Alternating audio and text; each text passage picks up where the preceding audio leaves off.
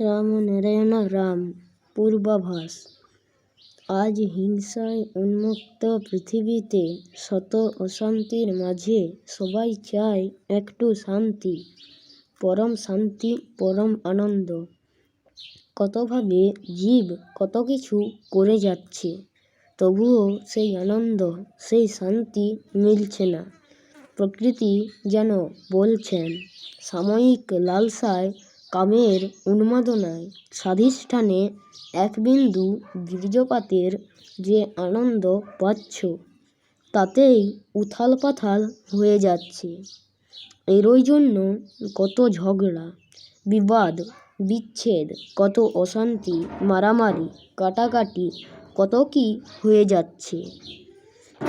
আমরা সুখে শান্তিতে থাকতে চাই। জীবজন্তু, পশুপক্ষী সকলেই চায় একটু আলো, একটু শান্তি, একটু আনন্দ।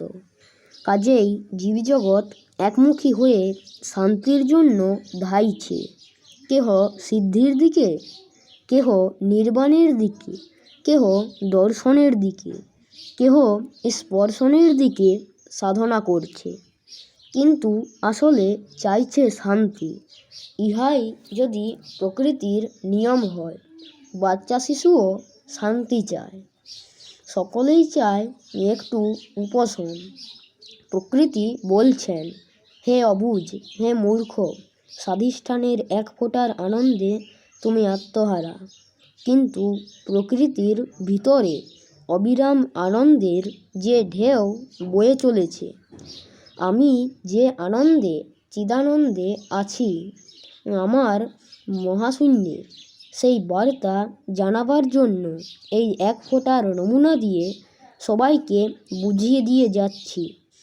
জানিয়ে দিয়ে যাচ্ছি। যতদিন না বুঝতে পারছো ওই ফোঁটা পরপারের আনন্দের নমুনার পরিচয়, ততদিন প্রকৃতির উদ্দেশ্যের সঙ্গে যুক্ত হতে পারবে না। জীবনের চলার পথে চলতে চলতে নিজের অজান্তেই চাওয়া পাওয়া হিসাব কষতে কষতে এই শান্তির চাহিদা প্রতিটি মানুষকে অস্থির করে তুলেছে। প্রতি সংসারের যে অশান্তির ঝড় বয়ে চলেছে, তার ভিতরেই সবাই চায় একটু শান্তি, একটু শান্তি, একটু সুখ, একটু আনন্দ, একটি তৃপ্তি। এগুলো আর কিছু নয়। প্রত্যেকের ভিতরে যে একটা অভাববোধ সবসময় থেকে যাচ্ছে, সেই অভাব বোধটাই সকলে পূরণ করতে চাইছে। এখানকার এই শান্তি, এই আনন্দ যেন কাচের পাত্রের মতো ঠুনকো, যে কোনো মুহূর্তেই ভেঙে যেতে পারে। আজ যাকে আমরা সাজিয়ে গুছিয়ে নিয়ে আনন্দ করছি, দুদিন পরেই তাকে আবার কাঁধে করে নিয়ে শ্মশানে যাচ্ছি। আসল বস্তু সন্ধান না পাওয়া অবধি সবই ফাঁকা। প্রকৃতি যেন বলছেন, আসল বস্তু যতদিন না পাবে, ততদিন তোমরা স্যাটিসফায়েড হবে না। আর স্যাটিসফায়েড না হওয়া অবধি ততদিন এই পরিশ্রম করতে হবে। এই খাপছাড়া জীবনে আর হতাশা, নিরাশার মধ্যেই জীবনযাপন করতে হবে। যেদিন তুমি এখানে তৃপ্তির সন্ধান খুঁজতে যাবে, সেদিন দেখবে এখানে তৃপ্তি নেই, কোনো কিছু নেই। জীবনটাই নানা সমস্যায় চলছে। প্রকৃতির নিয়মানুযায়ী হাজার হাজার দিক ফেলে দিয়ে জীব আপন মনে একটা দিকেই, সেই শান্তির দিকেই যেতে চাইছে, একটু ভালো থাকার জন্য। ভালো পোশাক, বিলাস বেসন, জীবন, নাম, যশ, এগুলো হচ্ছে অবলম্বন স্বরূপ।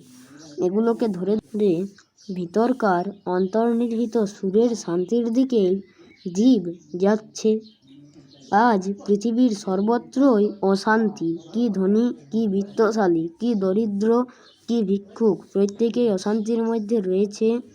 শান্তির খোঁজে মানুষ আজ মঠ, মন্দির, মসজিদ, গির্জায় ভর্তি দিচ্ছে। তো এখানেই শেষ করছি। রামনারায়ণ রাম।